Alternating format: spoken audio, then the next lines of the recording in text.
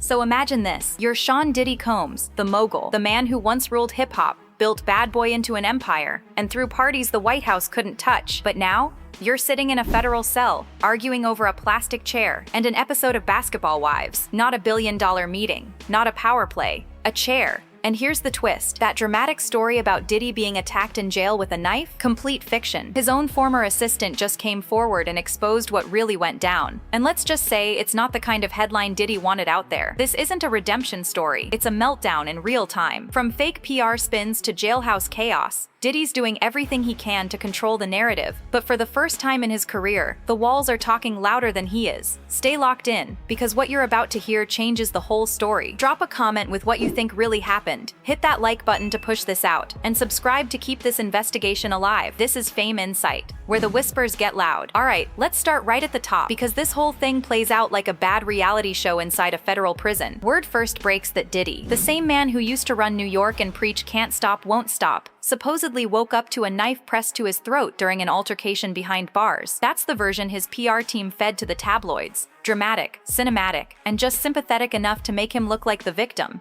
The blogs ran wild with it. TMZ, the Daily Mail, every gossip site you could think of. They painted it like some kind of jailhouse assassination attempt. Diddy fighting for his life in the middle of the night, barely escaping death. But here's where it gets embarrassing. A man who actually served time with Diddy, someone who was literally his teaching assistant during his so-called free game with Diddy prison mentorship program, just went on record to say it never happened. No knife, no attack, no midnight ambush. Just Diddy, beefing over a plastic chair while trying to watch Basketball Wives. Yeah, that's the real story. See, inside those walls, Diddy was trying to play professor, hosting classes about leadership, mindset, and positivity. You'd think he was teaching a masterclass on empire building, but behind the scenes, other inmates saw right through it. It wasn't mentorship, it was performance. Diddy trying to maintain control, trying to convince himself and everyone else that he was still the boss, even in a jumpsuit. But in jail, nobody cares about who you used to be. Your money doesn't move people. Your name doesn't intimidate, and your entourage isn't there to buffer you. So when one guy wanted that chair Diddy was sitting on, the one Diddy claimed like it was his throne, it turned into a moment that stripped him down to what he really is now, just another inmate. That's when the knife story got invented. Because Diddy's team couldn't let the truth get out, that the so-called King of New York just got checked over a TV seat. So instead, they rewrote it. They pushed this fantasy about a knife, about danger, about trauma.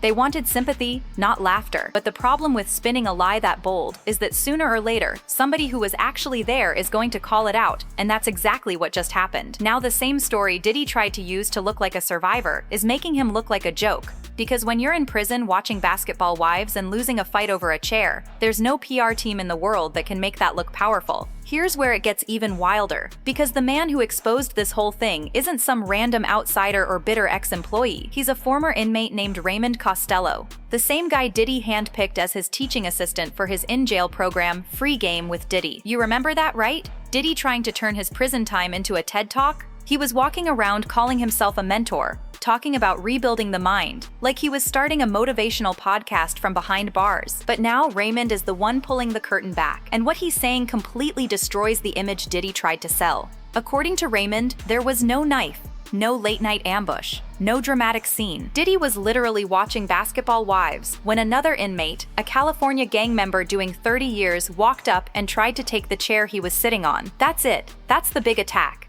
Raymond says Diddy tried to act tough at first, gave the guy a stare down like he was still the boss, but it didn't work, because in there, respect isn't earned by who you were, it's earned by what you can back up. And when that stare didn't land, when the energy shifted and the room got quiet, Diddy folded. According to Raymond, Diddy immediately tried to switch gears, spreading love, talking positivity, trying to calm the guy down. Basically, he went from bad boy for life to namaste in 5 seconds flat. Now, if you know how Diddy operates, that tracks perfectly. The man has built a career off flipping the script whenever the pressure gets too real. Out in the world, that worked. He had lawyers, PR handlers, money, and influence to clean up every mess. But inside, those tricks don't work. You can't PR your way out of a confrontation in a cell block. You can't negotiate with a man who doesn't care who you are, only what you represent. And what Diddy represents in there? A fallen mogul who once bragged about controlling people's lives, now reduced to begging over a folding chair. Raymond didn't stop there either. He said this wasn't about danger or trauma.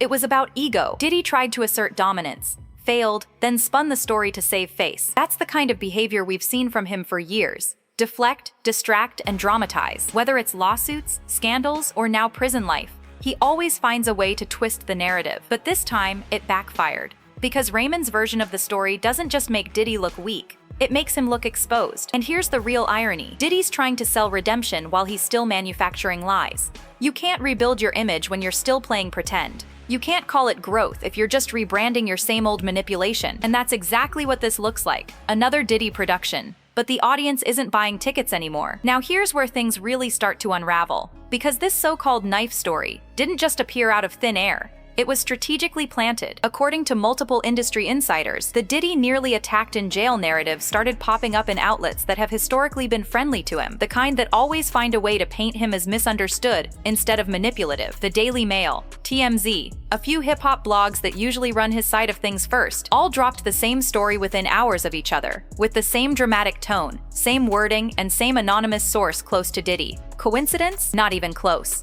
This is the same PR formula Diddy's been using his entire career. Flood the media with a distraction right when the walls start closing in. And if you've been paying attention, it's always the same cycle. Scandal, silence, sympathy. When the lawsuits were piling up, he talked about healing and family. When raids hit his homes, he dropped self-reflection statements. And now, when the public's laughing at his fall from grace, he tries to play victim, this time behind bars. But the problem is that formula doesn't work when the receipts start talking back. Raymond Costello, the assistant who called out the lie, said straight up, the story was fake. And here's where it gets even more revealing. According to him, Diddy and his people in prison were the ones feeding that story to the outside world. You heard that right, Diddy's still running his PR operation from a jail cell. Think about that. While the rest of the inmates are just trying to get through the day, Diddy's allegedly coordinating narratives, checking who's loyal, and making sure his brand doesn't die before he gets out. The man can't stop controlling the story, even when the truth is already out there. And that's what makes this moment so interesting, because it's not about the fight over the chair, it's about what that fight represents. Diddy's entire empire was built on power, control, and illusion. For decades, he convinced everyone he was unstoppable. The mogul, the mastermind, the man who could bend situations to his will. But when you strip that away, when you put him somewhere where none of those tools work,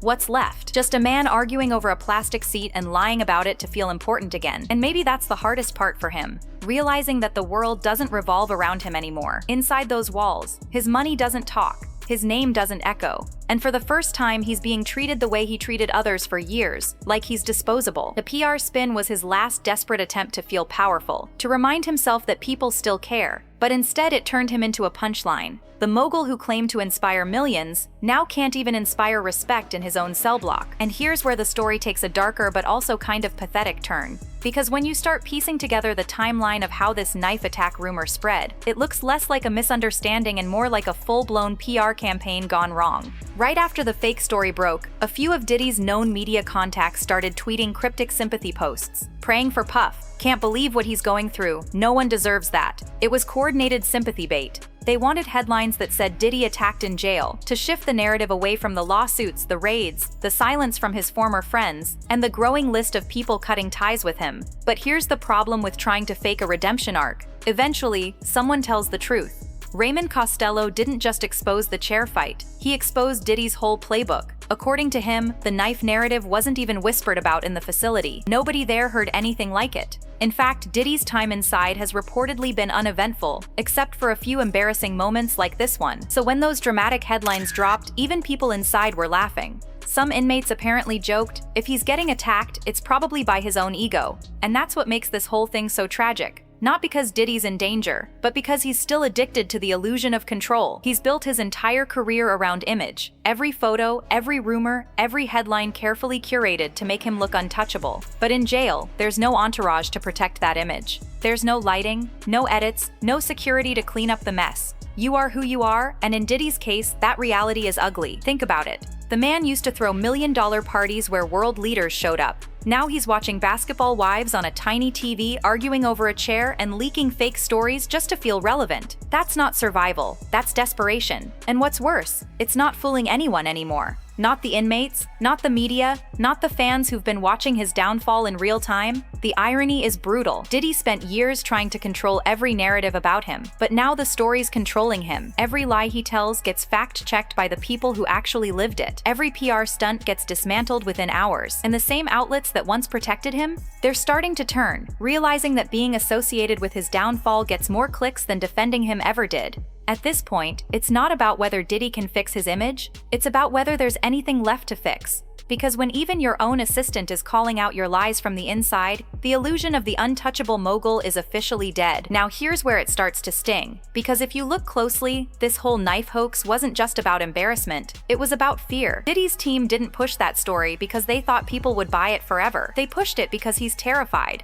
Terrified of what jail has turned him into. Terrified of losing control, and terrified that the same streets he once glamorized are now the ones that own him. Think about it. This is a man who's spent his entire life surrounded by yes men, private security, and luxury. He's used to snapping his fingers and having problems disappear, but in prison, none of that works. There's no velvet rope, no NDA, no bottle service to smooth things over. It's just you, your name, and your reputation. And inside those walls, Diddy's name doesn't carry power, it carries baggage. To them, he's not the mogul. He's the man who allegedly hurt people, manipulated others, and used his influence to stay untouchable. That makes him a target. Raymond Costello even hinted at it in his interview. He said Diddy walks around with this forced calm, always trying to spread positivity, always pretending he's in control, but everyone can see through it. It's not leadership, it's panic disguised as peace. Diddy's trying to keep his cool because he knows one wrong move could cost him more than just his image. It could cost him his safety, and maybe that's where this entire fake story came from. A calculated attempt to build sympathy, to paint himself as vulnerable, hoping that outside pressure might make things a little easier for him on the inside. But here's the irony. By faking that story, he did the exact opposite. The inmates now know he's running PR campaigns from behind bars. They know he's still trying to manipulate the public, and in a place where authenticity is everything, that's the worst move you can make. Because if there's one thing that gets you clowned in jail faster than weakness, it's dishonesty. So now Diddy's stuck in the worst position possible. Too famous to be invisible, too fake to be respected, and it's not just about that one story. This is a pattern. Diddy's always tried to rewrite reality whenever it doesn't favor him, whether it's lawsuits, betrayal, or now humiliation. But here's the truth. You can't spin your way out of karma. You can't hire a PR firm to fix the energy you've been putting out for decades. And no matter how many fake knife stories or spiritual awakenings he puts out there, the people who've seen the real Diddy, inside and outside, aren't buying it anymore. That's the tragedy of this whole thing. The same man who built his empire on power and image is watching both collapse. Not because of what others did to him, but because of what he did to himself. And here's where the whole situation takes on this almost cinematic level of irony. Because Diddy's always been obsessed with power, image, and perception. But now those same obsessions are what's eating him alive. Inside that cell, he's not Puff Daddy, not Love, not the billionaire mogul. He's just inmate number whatever, pacing in a small room trying to convince himself that he's still in control of something. You can see it in every story coming out of that prison. He's still trying to manage optics, still trying to look like the mastermind, but you can't mastermind survival when you've lost the respect of everyone around you. According to insiders, even the correctional staff are starting to treat him differently. At first, he had this aura, the celebrity inmate. The one guards would side-eye like, yo, that's Diddy. But that novelty's long gone. Now they see what everyone else sees, a man unraveling. He's reportedly become paranoid, constantly checking who's watching him, asking for extra security even when there's no real threat. Some say he's even trying to request a transfer to another facility, one with more structure. Translation: safer, quieter, and filled with people less likely to call him out. And you know what that tells us? He's scared. Not of the inmates, but of losing control over the story. The narrative is slipping out of his hands, and for a man like Diddy, that's worse than any sentence. When he sees stories break online, stories that don't come from his team, it drives him up the wall, because he's realizing for the first time that he can't dictate how people see him anymore. He can't manipulate this. The media doesn't belong to him now. It belongs to the truth, and the truth is brutal. His knife story was a lie. His spiritual growth narrative is a performance. Even his so-called teaching assistant wasn't there to help him lead. He was there to watch the illusion crumble. That's the thing about power. When you lose it, the same people who used to play along start talking. And Raymond Costello did exactly that. He exposed how ridiculous the PR machine looked from the inside. The mogul who once had people terrified to speak his name now has inmates laughing at his expense. It's poetic justice in its rawest form. The man who built a career on controlling other people's stories, artists, partners, entire narratives, is now the main character in one he can't rewrite. And that loss of control, that's the real punishment. Forget the cell. Forget the sentence. The thing killing Diddy right now is that the world is finally telling his story without his permission. And now let's talk about the part Diddy really doesn't want anyone to see, the fallout. Because while he's busy trying to maintain this illusion of peace and spiritual reflection, the cracks in that mask are showing. Sources from inside the facility say the man's mood swings are legendary. One day he's pacing the floor, trying to play the philosopher, talking about energy and rebuilding his legacy. The next day, he's snapping on staff, accusing them of leaking stories, and threatening to sue everybody. It's the same cycle of control and chaos that defined his life outside. Only now, there's no entourage to clean up the mess. And that's the thing. For the first time, Diddy's in a world where power can't be bought. Money doesn't get you respect in there. It gets you resentment. Fame doesn't protect you. It paints a target on your back. Every move he makes is under a microscope, every reaction interpreted as weakness or arrogance. And when you've spent your life as the puppet master, the one pulling the strings, being reduced to just another inmate, that's psychological torture. Even Raymond Costello's interview exposed that dynamic perfectly. He talked about Diddy spreading positivity, but you could hear between the lines, this wasn't the confident mogul we knew. This was a man trying to negotiate relevance in a place where nobody cares who he used to be. He's not inspiring anyone. He's performing for survival. It's the same trick he used in Hollywood. Smile, charm, control. Except now it's a desperate attempt to keep the wolves at bay. And what's wild is, the people outside, the few still loyal, are falling right into the trap. Every few weeks there's a new source close to Diddy feeding stories to the press. He's at peace, he's reflecting, he's planning his comeback. But the reality? He's unraveling. He's furious. Because all those press leaks are just smoke to hide the fact that behind bars, Diddy's lost everything that ever made him Diddy. He's not feared, he's not followed, he's not free.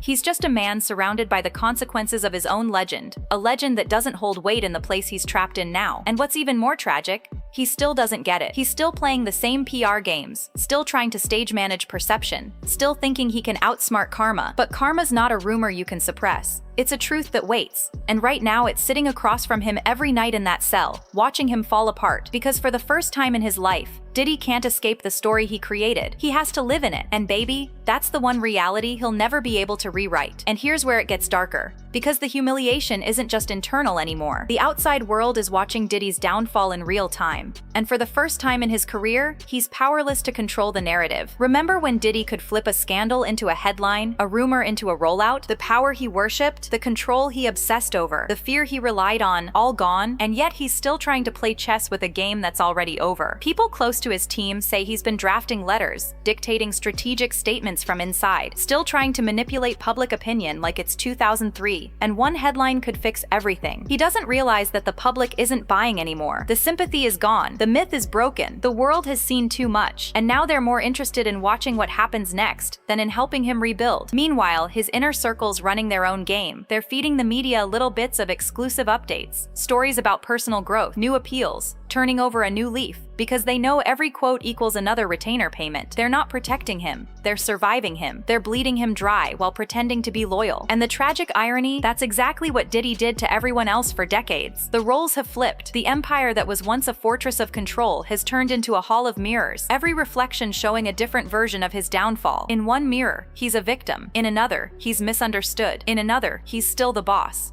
But in reality, he's none of those things. He's a man trying to play a game where every move exposes how little he actually has left. And maybe that's the real drama here. Not the trials, not the sentences, not even the scandals. It's watching a man who once thought he could outsmart fate slowly realize he can't. Watching him scramble to rewrite his ending, while the world just watches, unblinking. Because in this story, there's no spin strong enough to save him, no beat smooth enough to distract from the silence that's waiting once the last headline fades. And as that silence creeps in, you start to realize this isn't just a celebrity scandal anymore. It's a modern tragedy, playing out in real time. The fall of a man who built an empire on manipulation, image, and fear, only to become trapped by those very same tools. Because here's the thing about control. Once it's gone, it doesn't come back. And Diddy's trying to claw at a reality that doesn't exist anymore. Insiders say that lately, he's been cycling between rage and reflection. One moment furious that the media turned on him, the next trying to convince himself this is all part of a bigger plan. But the truth is, there is no bigger plan. The phones have stopped ringing. The people he used to call family are calling their lawyers. The same industry that once celebrated him as a visionary now treats his name like a liability. The silence from his former allies says everything. Not one of them wants to be tied to his legacy now. And that legacy, it's crumbling. Every old story, every NDA, every whispered rumor from the industry's underbelly is coming back like an echo chamber. Diddy used to say, "Bad boys move in silence." Now the silence is moving on without him. Because no one fears him anymore. No one's protecting him. And that's the one thing he never planned for. What happens when fear stops working? He's isolated, paranoid, surrounded by yes men who know the money's drying up. He's convinced there's still a way to spin his downfall into a comeback, to turn the headlines into a narrative of redemption. But the audience isn't buying it. The story's shifted. It's no longer about whether Diddy's guilty, it's about watching how far he'll go to deny it. And that's where it gets darkly poetic. Because for all his success, Diddy never learned the difference between power and presence. Power fades, presence endures. But presence comes from truth, and that's the one thing he's always avoided. Now stripped of everything, he's face to face with the version of himself he's spent decades running from. The man behind the myth. Every attempt to reassert control, every leak, every source close to Diddy, every story planted to save face, just makes him look smaller, weaker, more desperate. Because when the mask slips, the empire behind it crumbles too.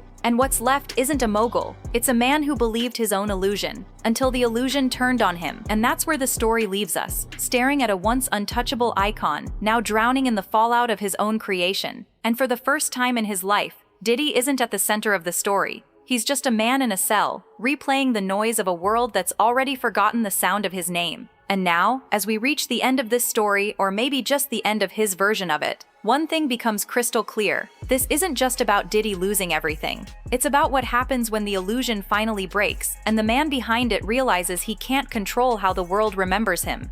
The spin has stopped spinning. The headlines have lost their heat. The empire that once felt untouchable now feels like a relic, something people only mention in whispers, between laughter and disbelief. Because the truth is, no one feared Diddy. They feared what he could take from them. The power, the platform, the career. But when that power disappeared, so did the fear. Now everyone he once silenced is finding their voice, one interview at a time. The narrative he built for decades, the one that made him larger than life, is being rewritten without his permission. And this time, there's no remix, no rebrand, no comeback tour. Inside that cell, every rumor hits different, every exclusive feels like betrayal, and every time he tries to fight it, the story grows louder. The man who once controlled rooms with a glance now can't even control his own legacy. He's learning what so many before him have. When the lights go out, all you have left is your truth. And for Diddy, that truth is finally catching up. So where does it all go from here? Maybe he'll try one more appeal. Maybe his team will leak another story. But the public isn't the same anymore. The audience has grown up. We've seen too much, heard too much to be hypnotized again. Whatever happens next, this isn't about a celebrity downfall anymore. It's about watching a man face the one thing he never prepared for, life without control. Because when you build your empire on fear, the moment that fear fades, everything else falls apart. And right now, that's all that's left of Diddy, the echoes of an empire that finally ran out of lies. If you made it this far, you already know how deep this story goes. Drop your thoughts below. Do you think Diddy can still twist this narrative, or is this the real end of the bad boy legacy? Make sure you like, comment, and subscribe, because here at Fame Insight, we don't just follow the headlines, we follow the truth behind them. Fame Insight, where the whispers get loud. And now, as we reach the end of this story, or maybe just the end of his version of it, one thing becomes crystal clear. This isn't just about Diddy losing everything. It's about what happens when the illusion finally breaks, and the man behind it realizes he can't control how the world remembers him. The spin has stopped spinning. The headlines have lost their heat. The empire that once felt untouchable now feels like a relic, something people only mention in whispers, between laughter and disbelief. Because the truth is, no one feared Diddy. They feared what he could take from them. The power, the platform, the career. But when that power disappeared, so did the fear. Now everyone he once silenced is finding their voice, one interview at a time. The narrative he built for decades, the one that made him larger than life, is being rewritten without his permission. And this time there's no remix, no rebrand, no comeback tour. Inside that cell, every rumor hits different. Every exclusive feels like betrayal. And every time he tries to fight it, the story grows louder. The man who once controlled rooms with a glance now can't even control his own legacy. He's learning what so many before him have. When the lights go out, all you have left is your truth. And for Diddy, that truth is finally catching up. So where does it all go from here? Maybe he'll try one more appeal. Maybe his team will leak another story. But the public isn't the same anymore. The audience has grown up. We've seen too much, heard too much to be hypnotized again. Whatever happens next, this isn't about a celebrity downfall anymore.